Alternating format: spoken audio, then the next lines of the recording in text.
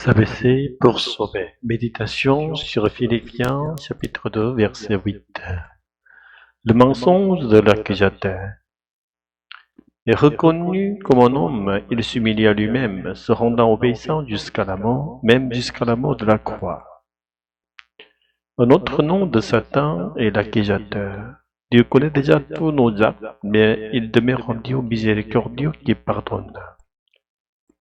Satan cependant nous murmure que nos péchés ne pourront jamais être pardonnés. Il ravive sans cesse en nous le sentiment de culpabilité, cherchant à nous empêcher d'oser nous approcher de Dieu et d'entrer en relation avec lui. L'Évangile révèle que Dieu n'est pas un juge impitoyable, mais un Père qui pardonne. Le Fils prodigue, bien que son Père fût encore vivant, réclama sa part d'héritage, la dilapida dans la débauche, puis se retrouva mendiant et affamé. N'ayant plus rien, il retourna chez son père, espérant simplement trouver une place au seuil de la maison et de quoi manger. Nous savons bien le père l'accueillit avec tendresse faite au point de susciter la jalousie de son fils aîné. Le retour à la maison du Père est la clé. Ceux qui connaissent pas que le pardon attend ceux qui reviennent restent loin, écrasés par la honte. L'œuvre du Saint-Esprit est la fausse culpabilité.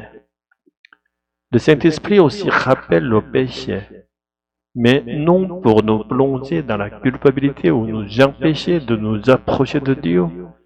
Il met la lumière sur nos fautes pour les purifier, afin que nous ne demeurions plus prisonniers du remords. Si nous regardons en arrière, combien de fois avons-nous soupiré? Si je pouvais revivre, je ne referais pas les mêmes erreurs.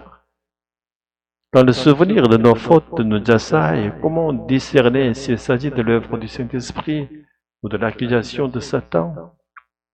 Le premier critère est celui-ci. Sommes-nous conduits vers la croix de Jésus-Christ?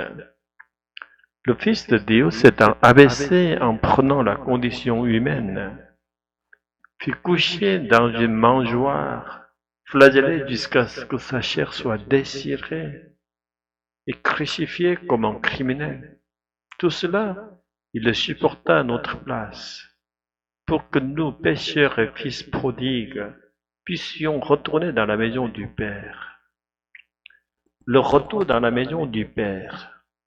Si nous ne voulons pas rendre vaine l'amour et la grâce du Christ qui a souffert pour nous, il ne suffit pas d'avoir reçu le pardon des péchés et de vivre désormais comme des justes.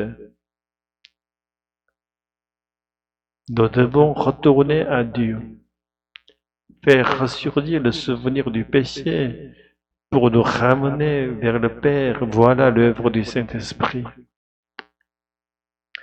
Faire ressurgir le péché pour nous accuser et nous désespérer, voilà l'œuvre de Satan. Pécher et attrister le cœur de Dieu appartient désormais au passé. Désormais, vivons comme enfants de Dieu dans le Saint-Esprit, veillant à ne plus blesser son cœur. Et quand les fautes du passé cherchent à nous retenir, souvenons-nous que c'est l'accusateur qui agit, car Dieu nous a déjà pardonné en Jésus. Le Saint-Esprit présent à nos côtés nous permet de vivre dans l'amour du Père et de marcher chaque jour dans cette grâce. Puissions-nous ne pas perdre les trésors du ciel, mais les goûter pleinement dans notre vie présente.